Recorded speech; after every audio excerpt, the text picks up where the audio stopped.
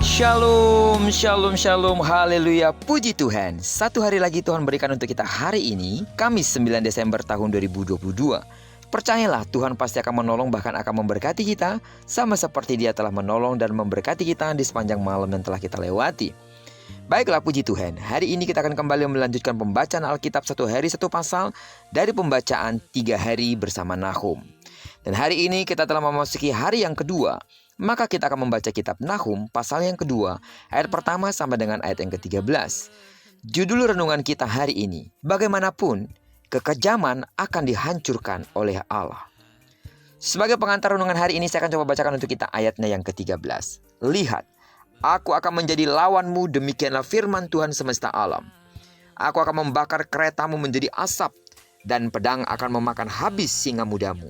Aku akan melenyapkan mangsamu dari atas bumi, dan suara utusan-utusanmu tidak akan terdengar lagi. Seperti penjelasan saya pada renungan kemarin, bahwa kitab Nahum ini berbicara khusus tentang apa yang akan Allah lakukan dengan segera terhadap Niniwe. Karena kejahatan Niniwe sudah tidak bisa didiamkan lagi. Kota yang besar dan hebat itu telah membuat bangsa-bangsa lain sangat menderita, termasuk Yehuda. Peringatan yang Tuhan sampaikan melalui Nabi Nahum supaya bertobat dan melakukan kebaikan pun sama sekali tidak diperdulikan. Kondisi itu sangat berbeda dari kondisi masyarakat Niniwe pada zaman Nabi Yunus. Setelah diperingatkan Tuhan melalui Nabi Yunus, mereka mau bertobat sehingga Tuhan tidak jadi menjatuhkan malapetaka.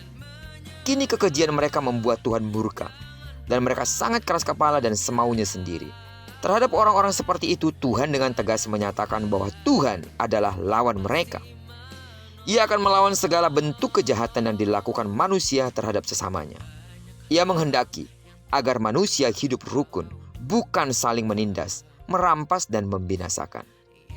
Tuhan telah menciptakan segala sesuatu sejak mulanya dalam keadaan baik, bahkan sangat baik. Tetapi apa yang diperbuat manusia adalah kekejaman. Perlawanan Tuhan yang dahsyat terhadap bangsa Asyur yang keji itu tercatat dalam sejarah. Dan Tuhan memakai bangsa Babel dan Media untuk melawan dan menaklukkan Asyur. Negeri Asyur yang sebelumnya menjadi bangsa yang hebat, saat itu mengalami kekalahan telak. Dengan nada ejekan, Nahum menulis bagaimana kehebatan bangsa Asyur itu pada akhirnya hanya tinggal kenangan. Yang tersisa hanyalah ketandusan, hati yang tawar, dan lutut yang goyah. Niniwe tidak berdaya. Kota itu ditinggalkan oleh penduduknya dan tidak memiliki kebanggaan apa-apa lagi. Sidang jemaat Tuhan. Melalui kisah ini, kita diingatkan bahwa kehebatan yang berbuahkan kekejaman justru bisa mendatangkan kehancuran. Kita juga diingatkan agar kegagahan dan kekuatan yang kita miliki tidak membuat kita menjadi semena-mena, bahkan berlaku kejam terhadap sesama kita. Kegagahan manusia hanyalah sementara. Sebab seketika juga Tuhan semesta alam bisa menjadi lawan dan Tuhan bisa menghancurkan semua itu.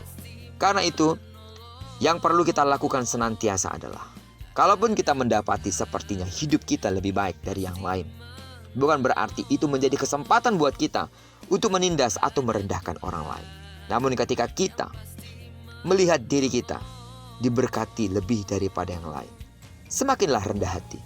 Bersyukur dengan semua yang Tuhan berikan. Dan selanjutnya, apa yang Tuhan sudah percayakan atas hidup kita. Bukankah semuanya harus menjadi berkat buat yang lain? Jadilah berkat dimanapun kita berada. Jadilah orang-orang yang sungguh-sungguh bisa peduli dengan orang-orang di sekitar. Jika sekiranya Tuhan bisa memberikan kita kesempatan untuk menolong orang lain.